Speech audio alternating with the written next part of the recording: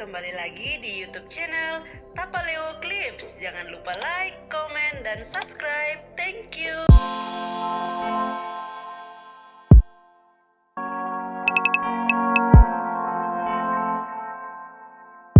Artis Sandra Dewi saat ini harus menahan rasa rindu dan kangen karena tak bisa bertemu Harvey Moise, suami tercinta. Seperti diketahui, Harvey Moise adalah tersangka ke-16 dari kasus korupsi di PT Timah Terbuka.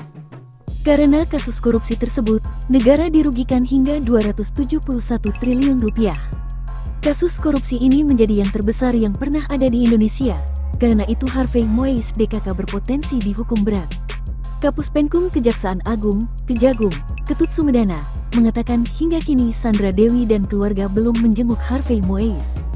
Untuk saat ini, Sandra Dewi belum menjenguk Harvey Moise, katanya melalui sambungan video, Jumat, tanggal 29 Maret tahun 2024.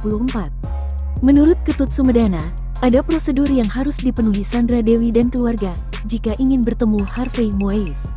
Ternyata ada batas waktu tertentu sebelum pihak keluarga maupun Sandra Dewi mengunjungi suaminya itu. Menurut Ketut, saat ini Harvey Moise masih dalam masa isolasi. Artinya, dalam masa isolasi itu, Harvey Moise seperti dikucilkan. Bahkan di dalam sel pun, untuk sementara Harvey Moise tinggal sendiri. Hal itu bisa jadi momen bagi para tahanan untuk introspeksi diri, mengenang kejahatan yang diperbuat.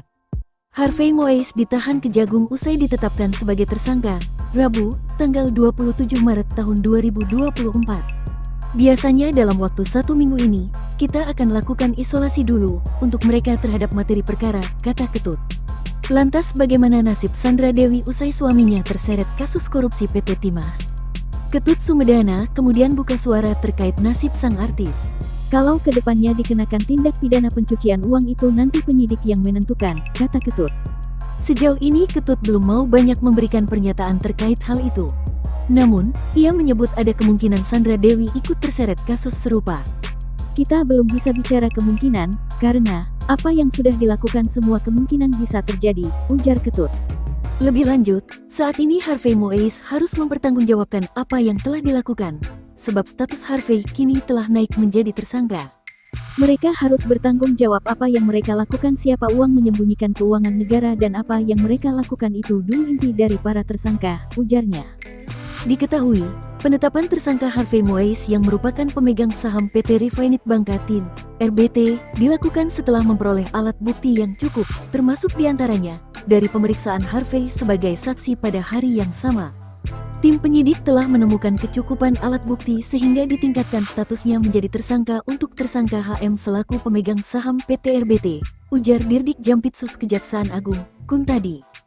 Sebagai informasi, dalam perkara ini tim penyidik telah menetapkan 15 tersangka, termasuk perkara pokok dan obstruction of justice OOJ alias perintangan penyidikan. Dengan demikian, Harvey Moise menjadi tersangka ke-16 dalam perkara ini. Atas perbuatannya, Harvey dijerat pasal 2 ayat 1, pasal 3 Junto pasal 18 UU Tipikor Junto pasal 55 ayat 1 ke 1 KUHP.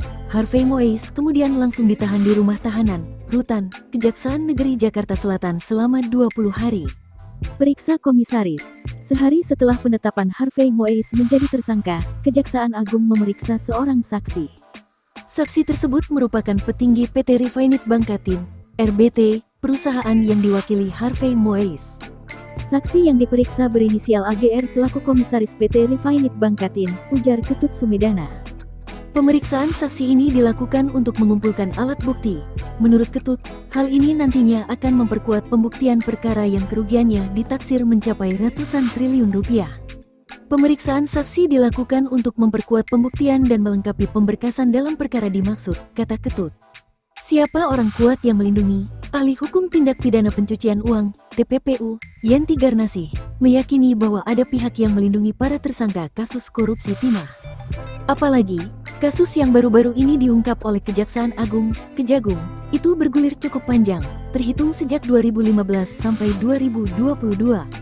Penambangan liar itu kan bisa dilihat dengan mata dan tidak mungkin sendiri, banyak orang, ujarnya. Apakah hanya orang-orang ini saja yang kemudian leluasa bertahun-tahun melakukan kejahatan di lapangan penambangan timah dan sampai tidak ketahuan, imbuh Yenti. Ini siapa yang melindungi? Pasti ada orang-orang kuat yang melindungi. Siapa ini juga belum terungkap, tuturnya. Yanti mempertanyakan pengawasan negara terhadap praktik-praktik ilegal seperti penambangan liar ini.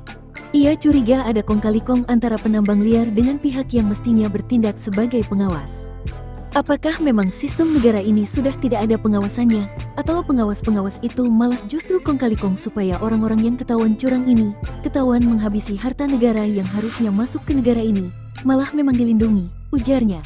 Yanti pun heran PT Timah Terbuka yang notabene merupakan anak perusahaan badan usaha milik negara, BUMN, kebobolan dan menyebabkan negara rugi hingga ratusan triliun rupiah.